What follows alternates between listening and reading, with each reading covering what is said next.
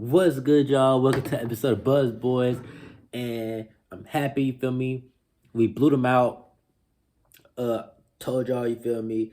I said that tonight could potentially be another game like the Pelicans game where we see the Hornets put up big numbers. We go out and do that, 134 points, and they had me scared for a little bit. I missed the first quarter, or I missed most of the first quarter, so by the time I started watching, I think we losing by like 14.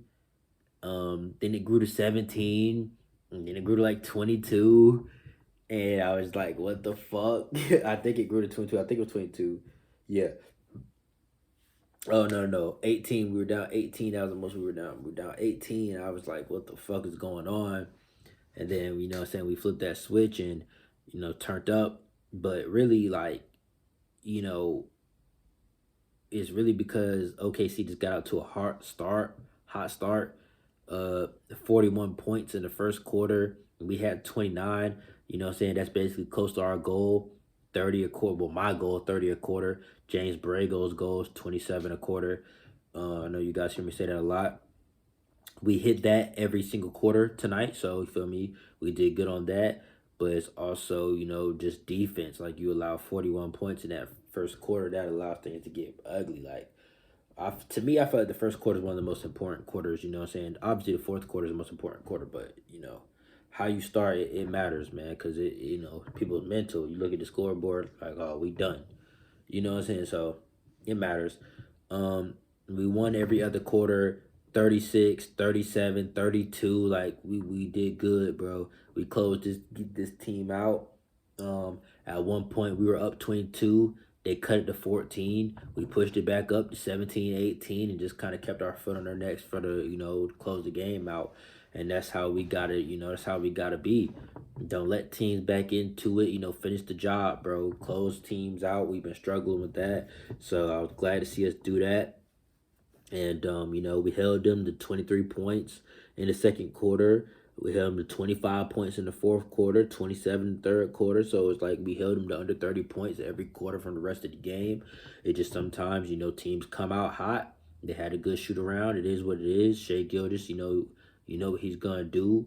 He came out and he had 30 ball. I think he had 32 points or something like that.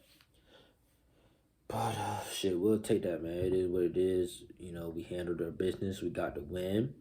Miles Bridges, you feel me? He went crazy. Everybody played good to me from what I saw from the second to fourth quarter. I can't really say why we were, well, I guess, they were just hitting shots in that first quarter. We still had 30 points, but they just hit shots.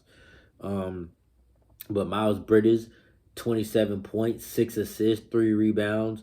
He was a plus 28, 0 turnovers. You know what I'm saying? 11 for 15 from the floor. That's 73%. 5 for 6 from three. That's 83%. Very efficient basketball. It seemed like he just kind of couldn't miss at certain points. And when Miles is just scoring efficiently, bro, he's almost unstoppable because it's kind of like how I touched on the last video. Once Miles gets going, especially from three, you always have to respect his drive because he can put you on a poster at any moment. And plus, he'll put that shoulder into you and get it and one at any moment. So, like, we've, kind of seen him do to almost everybody this year. So teams got to respect him, his offensive bag, bro. And then he still managed to dish out 6 assists while having 27 points. Like, come on, bro. Like, Miles is really he's gonna get that bag, bro. He's gonna earn it for real. But moving on. Excuse me, I'm sorry. Um, PJ Washington, 6 points, 2 steals, uh, 1 assist, 5 rebounds. Um, he was 3 for 9 from the field, 0 for 3 from three. So not his best shooting night. He was still a positive 25. He still affected the game in ways that we needed. He also no turnovers and no fouls. You know what I'm saying? Like, just don't fuck up. Just don't fuck up on those, and you can still positively help your team. Plumlee, he had 5 points, but he had 11 rebounds though. He had 8 assists, bro. Like, Plumlee does the little things. Don't get me wrong, bro. 2 for 3 from the field. He's 1 for 3 from the free throw line. He tried the left hand it still didn't. It just, it didn't really do what it needed to do. Still shot 33%. He might just be doomed at the free throw line at this point. Like it just is what it is, man. Left hand, right hand, it just is what it is. But 11 rebounds and 8 assists. Like 8 assists from your center is fucking crazy. That led the team tonight in as far as assists. And I was wrong in my prediction, man. I predicted we were gonna have a few players with double doubles tonight. Nobody had a double double tonight, so thumbs down on my prediction, bro. The closest person really was Plumlee. You know what I'm saying? He could have had a double double with rebounds and assists, shit, or points. He could, he only had 5 points. Like if he would have scored, could have had that joint. Um, and I predicted it was either gonna be who? I said LaMelo, I said Trez, and I said Miles. Um, yeah. So Miles, he had 27 and 6. Uh, LaMelo had 21 out. LaMelo had 21 and 7. So he was close. Trez, he didn't have that good of a game. So yeah, he didn't really come that close. But I don't know. I don't feel bad about a prediction. Shit is what it is. But shit. Moving on to T-Row, man. Oh, shout out. Plumlee was a plus 25. Terry Rozier, 30 points. It's just like, bro, he's our leading scorer right now. Well, I don't know. Him and Miles are very close. Um, but he 30 points. It seems like it's almost every fucking night between him and Miles, bro. Um, 30 points, 6 rebounds, 4 assists. Um, he was 11 for 17 from the field, 4 for 8 from three, like just scorching hot, bro. 4 for 4 from the free throw line, made all those free throws, and oh, I'm sorry, guys. I don't know where this is coming from. I really was not tired before this. So I don't know where this is coming from. But 6 rebounds, 4 assists, 2 steals. Terry's always in the pass lane, bro. He always has multiple steals almost every game. PJ Washington had 2 steals. LaMelo had 2 steals. We were in the passing lanes all night. But yeah, Terry was a plus 16, and he only had 1 assist. Bro, we only had 5 turnovers, bro. As a team, we only had 5. Like, that shit's crazy, bro. I'm very impressed with that. The fucking Thunder had 18 turnovers, bro. That's good. That's good basketball. Taking care of the basketball, man. Um, yeah, wow, yeah, that's great. That's great, bro. T-Row was a plus 16 tonight. LaMelo, 21 points, 7 assists, 4 rebounds, 2 steals himself. Um, 6 for 13 from the field. That's 46%. 5 for 8 from three. That's 63%. He was also 4 for 4 from the free throw line, like T-Row, knocking him down. He was a plus 20 plus minus. He did have 3 turnovers and 3 fouls, but saying, you can clean that up. And I'm just really proud as a team where we only had 5 turnovers, man. Like that's really fucking awesome, bro. For real, for real. Like that might be the lowest all year. That definitely might be the lowest all year with only 5 turnovers, seriously. But Kelly Oubre, you feel me? 11 points, 2 assists, no rebounds, you know what I'm saying? No steals, no turnovers. He did have 4 fouls though, so no, I'm looking at Trez. Um yeah, he had 1 assist. He had 1 assist, 4 rebounds. Okay, 11 points, 4 rebounds, 1 assist, a steal, a block, no turnovers for Kelly, and 2 fouls. Um, he was 25% from three, 1 for 4, 2 for 5 from the free throw line, 40%. Like yikes. He was a -8 plus minus. He was 4 for 9 from the field, 44%. Yeah, he was -8 plus minus. Just kind of is what it is. But we all kind of know how Kelly works.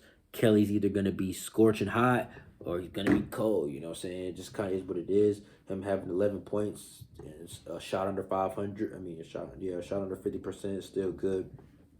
Moving on to Trez, who, like I said, had a poor night. 50% from the field, 1 for 2, 3 for 3 from the free throw line. He knocked those down, but he had 0 rebounds, bro. And as a center, playing 17, 18 minutes, having 0 rebounds is fucking crazy. And that's why I thought it was Kelly Oubre that had it when I was just reading it. But no, Trez had 0 rebounds. He had 2 assists, you know what I'm saying? 5 points. He had 4 fouls. You know what I'm saying? When your center has more fouls than rebounds, that's usually a really bad sign. He did have 1 block, though. But, yeah, he was a -5. Moving on, Jalen McDaniels, he's kind of been struggling since his return. 1 for 5 from the field, 0 for 1 from 3, 2 rebounds, 2 points, 2 fouls. Excuse me, man. I don't know. I really don't know where this is coming from. I don't know. I was drinking. I was drinking a little bit earlier, so maybe it's hitting me now. I don't know, bro. I don't know. But Jalen only played 13 minutes. He was a -12 tonight, which is like the worst plus minus on the whole team. And it's kind of like I said, bro. Like, look, I like Jalen, and before he went down, he was playing some good basketball. But if he comes back in a slump, JT Thor could take his minutes, man. He can, bro, because we saw JT Thor produce. I mean, even in the little 2 minutes that he played, he had 2 points. You know what I'm saying? He had 2 points. Look, JT Thor played 2 minutes, had 2 points and 1 rebound. Jalen McDaniels played 13 minutes, had 2 points and 2 rebounds. Like, JT Thor did what you did in 13 minutes. He did it in 2 minutes. So it's like, Jalen, watch out, bro. You know what I'm saying? And I like Jalen.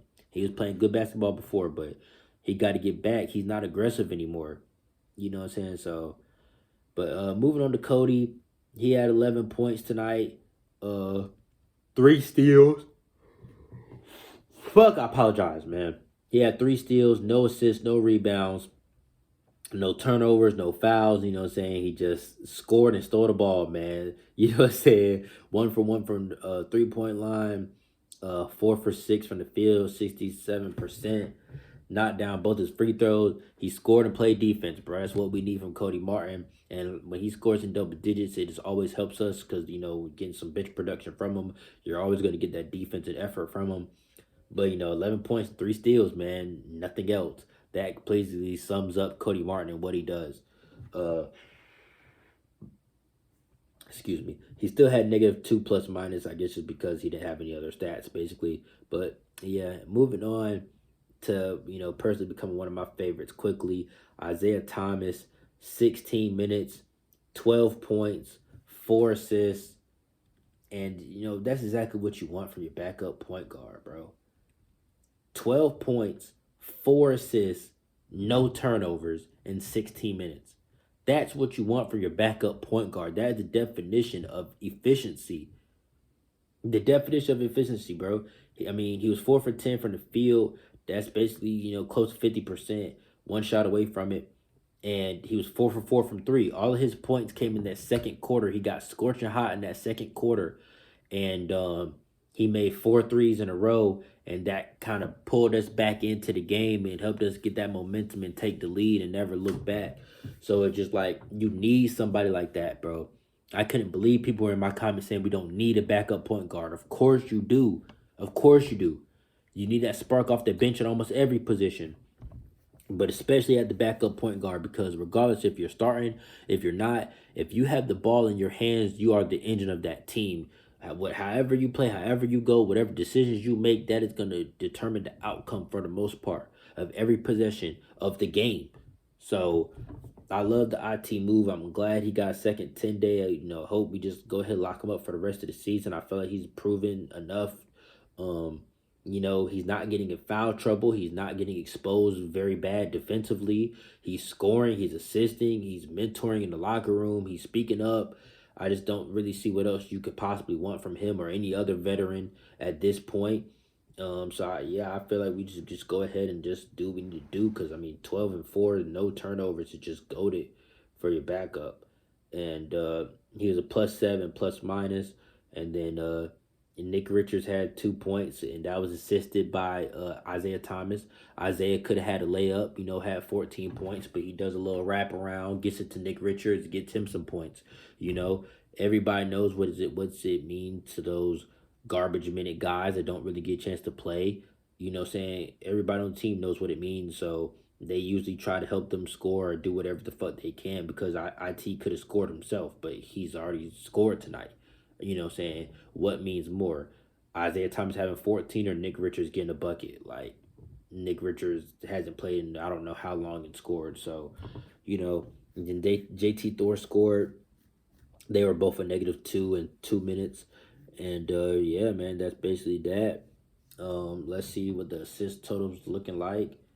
We had 33 assists and 5 turnovers as a team. Jeez Louise, dude. You know what I'm saying? And yeah, like I said, the Thunder, they had 31 assists and they had 18 turnovers. So we had more assists and only 5 turnovers, man. Like, you gotta clap it up. You gotta clap it up because we came out and played a nice, efficient game. We got off to a decent start offensively, just defensively. And sometimes the other team is hot. Not much you can do about it, but it is what it is. Now, kind of shifting gears here.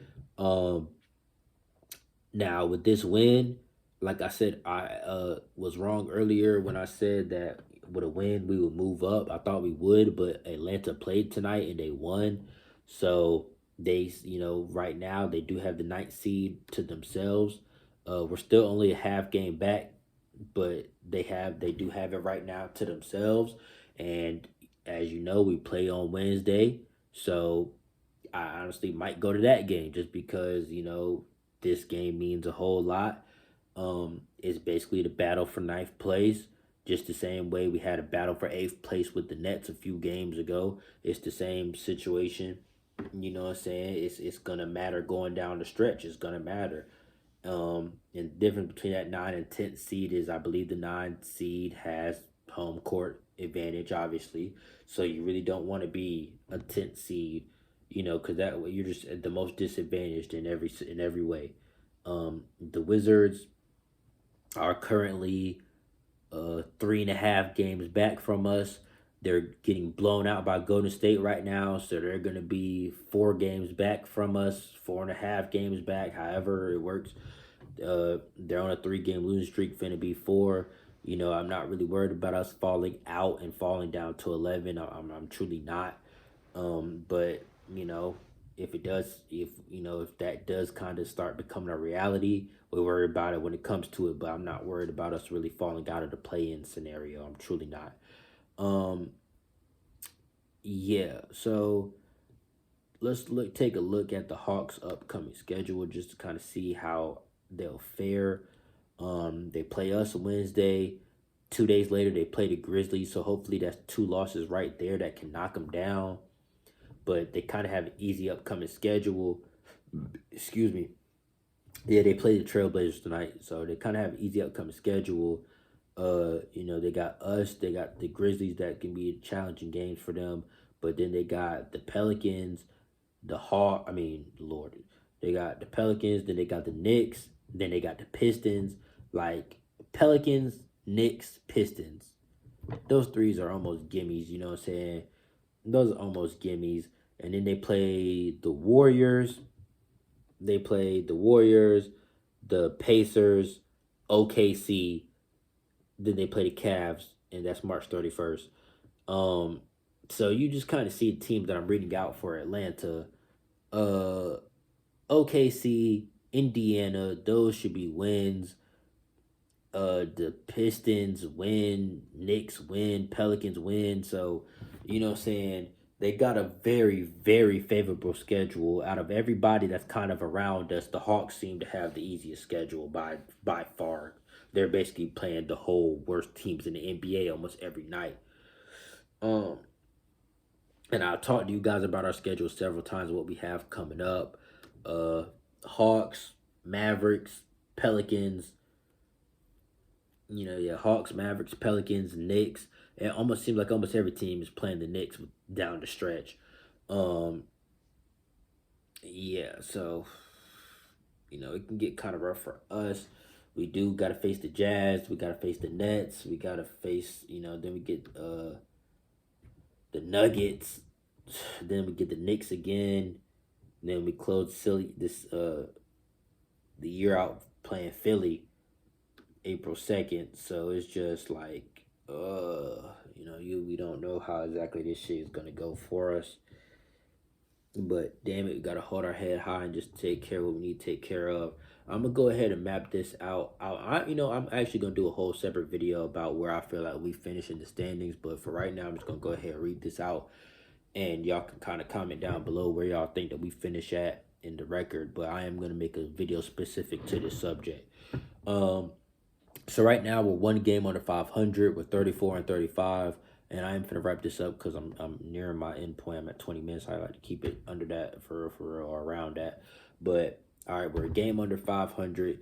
I'm gonna try to be kind of optimistic, but also realistic when kind of gauging, this right here for the rest of our schedule. Okay, so the Hawks, it is a home game. I feel like we can win this game. I'm gonna put us at 35 and 35. We win that game. All right. We got the Mavs, and I feel like we can win that game as well with us being hot. That's three game winning streak. We have the Mavs coming in. They clapped us earlier. We're gonna want our face back. It's at home. Porzingis is gone. I'm gonna say that is a win.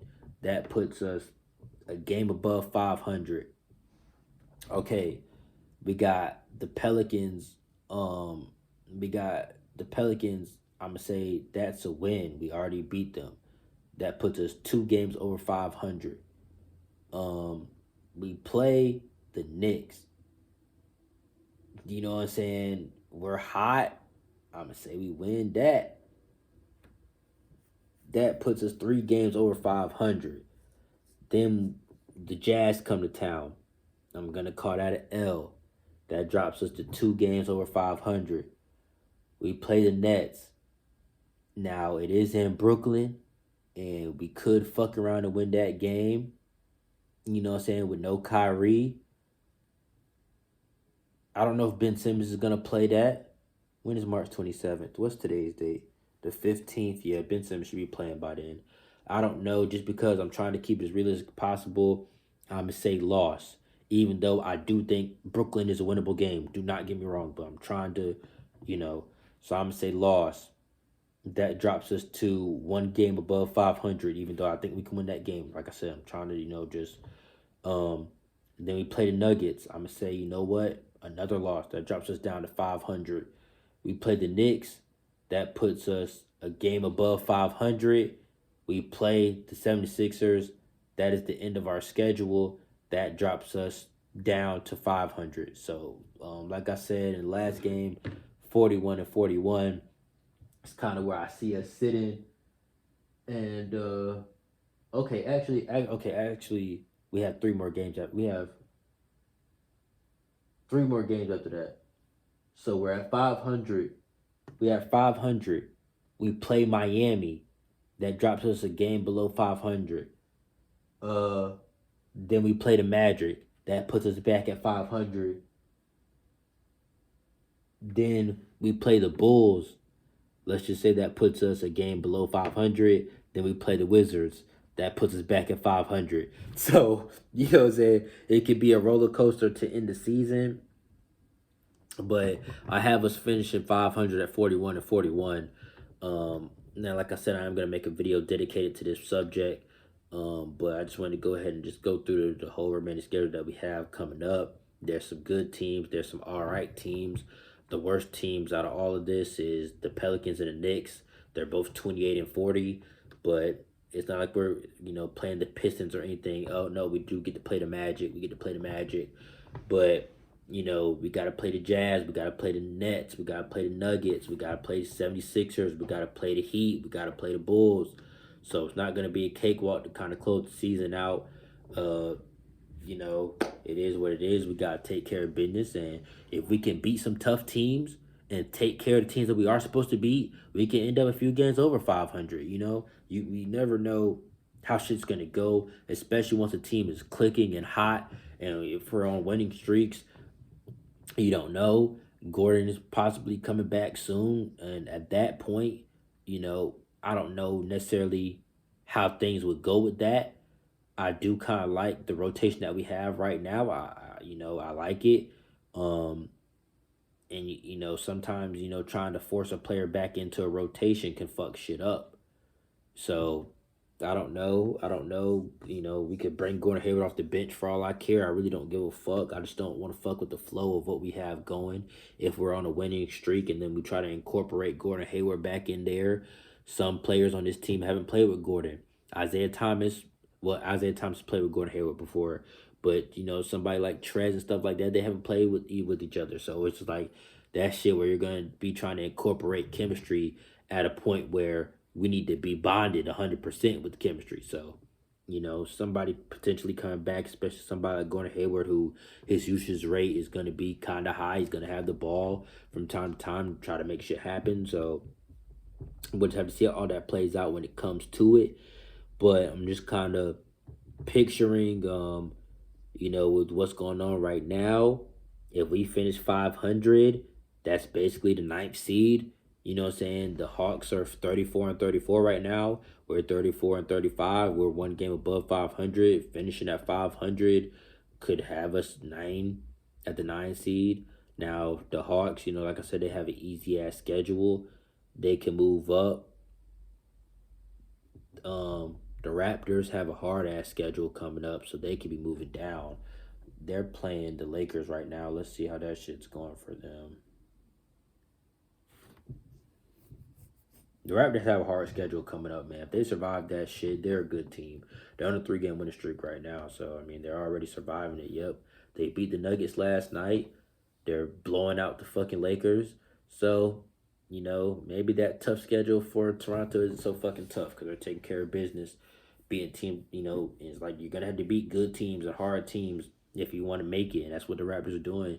They beat the Nuggets, blowing out the Lakers right now. They got the Clippers coming up, the Lakers again, the 76ers, the Bulls, the Cavs. They have a tough little schedule, and, you know, if they stand up to the task, good for them, bro. It is what it is.